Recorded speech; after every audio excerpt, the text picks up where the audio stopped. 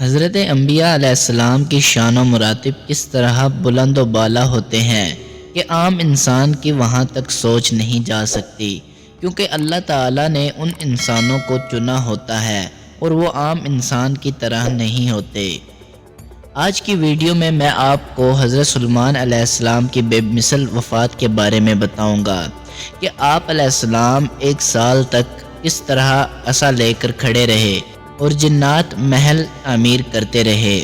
ملک شام میں جس جگہ حضرت موسیٰ علیہ السلام کا خیمہ گاڑا گیا تھا، ٹھیک اسی جگہ حضرت داؤد علیہ السلام نے بیت المقدس کی بنیاد رکھی، مگر عمارت پوری ہونے سے قبل ہی حضرت داؤد علیہ السلام کی وفات کا وقت آن پہنچا اور آپ نے اپنے فرزند حضرت سلیمان علیہ السلام کو اس عمارت کی تکمیل کی وصیت فرمائی۔ چنانچہ حضرت سلیمان علیہ السلام نے جنوں کی جماعت کو اس کام پر لگایا اور عمارت کی تعمیر ہوتی رہی، یہاں تک کہ آپ کی وفات کا وقت بھی قریب آ گیا اور عمارت مکمل نہ ہو سکی تو آپ نے یہ دعا مانگی: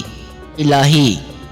میری موت جنوں کی جماعت پر ظاہر نہ ہونے پائے، تاکہ وہ برابر عمارت کی تکمیل میں مصروف عمل رہیں اور ان سبوں کو جو علم غیب کا دعویٰ ہے وہ بھی باطل ٹھہر جائے۔ یہ دعا مانگ کر آپ محراب میں داخل ہو گئے اور اپنی عادت کے مطابق اپنی لاٹھی ٹیک کر عبادت میں کھڑے ہو گئے اور اسی حالت میں آپ کی وفات ہو گئی۔ مگر جن مزدور یہ سمجھ کر آپ زندہ کھڑے ہوئے ہیں برابر کام میں مصروف رہے اور عرصہ دراز تک آپ کا اسی حالت میں رہنا جنوں کے ایک گروہ کے لیے باعث حیرت اس لیے نہیں ہوا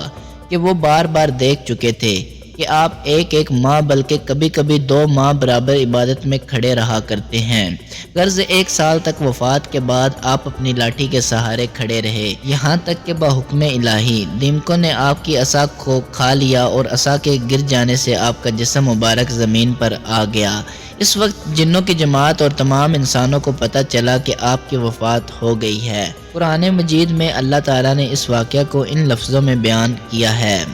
پھر جب ہم نے ان حضرت سلیمان پر موت کا حکم بھیجا تو جنوں کو ان کی موت دیمک ہی نے بتائی جو ان کے عصا کو کھا رہی تھی۔ پھر جب حضرت سلیمان علیہ السلام زمین پر آ گئے تو جنوں کی حقیقت کھل گئی کہ اگر وہ غیب جانتے ہوتے تو وہ اس ذلت کے عذاب میں اتنی دیر تک نہ پڑے رہتے۔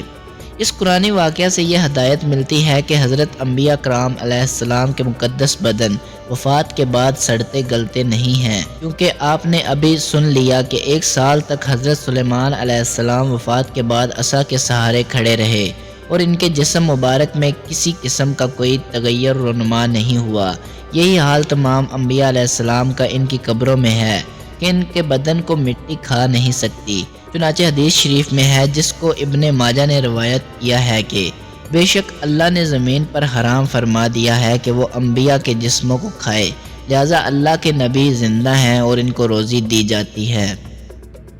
اس لیے اہل سنت و جماعت کا یہی عقیدہ ہے کہ حضرات انبیاء کرام علیہ السلام اپنی اپنی مقدس قبروں میں حیات جسمانی کے لوازم کے ساتھ زندہ ہیں، اور کئی لوگوں کا تو یہ عقیدہ ہے کہ وہ مر کر مٹی میں مل گئے، نعوذ باللہ۔ اسی لیے یہ گستاخ لوگ انبیاء کرام کی قبروں کو مٹی کا ڈھیر کہہ کر ان مقدس قبروں کی توہین اور انہیں منہدم کرنے کی کوشش میں لگے رہتے ہیں۔ حد ہو گئی کہ عالم اسلام کے انتہائی بے چینی کے باوجود گنبد خضرا کو مسمار کر دینے کی اسکیمیں برابر حکومت سعودیہ میں بنتی رہتی ہیں، مگر خداوند کریم کا یہ فضل عظیم ہے کہ اب تک وہ اس پلان کو بروئے کار نہیں لا سکے ہیں اور نہ انشاءاللہ تعالی آئندہ ان کا یہ شیطانی پلان پورا ہو سکے گا۔ حضرت سلیمان علیہ السلام کی عمر شریف 53 سال کی ہوئی۔ 13 برس کی عمر میں آپ کو بادشاہی ملی اور 40 برس تک آپ تخت سلطنت پر جلوہ گر رہے۔ آپ کا مزار اقدس بیت المقدس میں ہے۔